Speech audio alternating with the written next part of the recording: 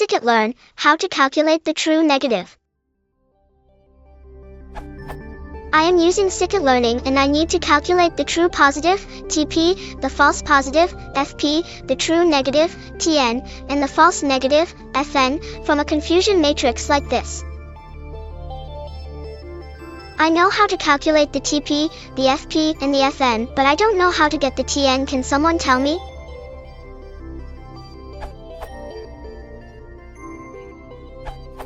I think you should treat this multi-class classification in a one versus the rest manner. So each 2x2 table, I measures the performance of a binary classification problem that whether each OBS belongs to label I or not. Consequently, you can calculate the TP, FP, FN, TN for each individual label.